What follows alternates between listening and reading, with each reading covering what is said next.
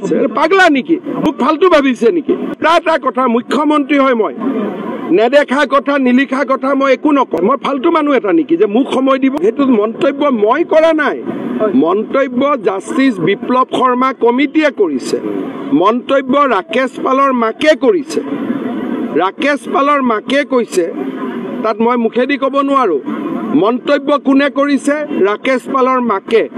মন্তব্য কোনে কৰিছে জাস্টিস বিপ্লৱ শৰ্মা আৰু ৰাকেশ পালক সোণৰ গহনালৈ কোনে এপইন্টমেন্ট দিছিলে তাকো বিপ্লৱ শৰ্মা কমিটিত লিখা আছে গতিকে কংগ্ৰেছে প্ৰথম উত্তৰ দিব লাগে যে ৰাকেশ পালক আপোনালোকে কিয় এপিএসসিৰ চেয়াৰম্যান বনাইছিলে সোণৰ গহনা বিয়াত প্ৰেজেন্ট কিয় লৈছিলে আৰু ৰাকেশ পালৰ মাকে উত্থাপন কৰা অভিযোগবোৰ সঁচা নে মিছা উল্টা আকৌ মোৰ ফালে কাৰ পুনাই আছে পাগলা নেকি মোক কি 24 ঘণ্টা সময় দিব লাগে জাস্টিস বিপ্লৱ শৰ্মাক মইতো নিজৰ কথা কোৱা নাই বিপ্লৱ শৰ্মা কমিটিৰ ৰিপৰ্টহে পঢ়িছো ৰাকেশ পালৰ মাকৰ ষ্টেটমেণ্টহে মই পঢ়িছো মোক কি সময় দিয়ে মোক ফালতু ভাবিছে নেকি আৰে মোক কি সময় দিয়ে মই এতিয়া যেতিয়া কেছ ঢালিম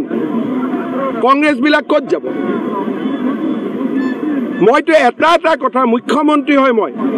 নেদেখা কথা নিলিখা কথা মই একো নকওঁ যদি মোৰ লগত সাহস আছে কংগ্ৰেছৰ এজন থিয় হৈ একেলগে জাস্টিস বিপ্লৱ শৰ্মা কমিটিৰ ৰিপৰ্ট পঢ়ক ৰাকেশ পালৰ মাকে কৈছে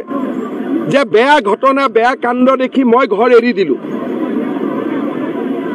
কমিটিৰ ৰিপৰ্টত লিখা আছে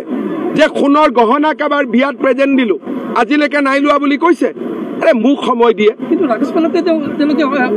লাগে মোক সময় দিব কৰ পৰা এইটো বস্তু বুজি পালে মই ফালতু মানুহ এটা নেকি যে মোক সময় দিব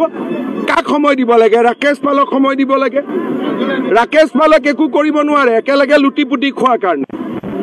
আৰু মোক ভয় খুৱাব খোজে মই কংগ্ৰেছৰ ভয় নাখাওঁ মই মাৰ গাখীৰ খাই জন্ম হৈছো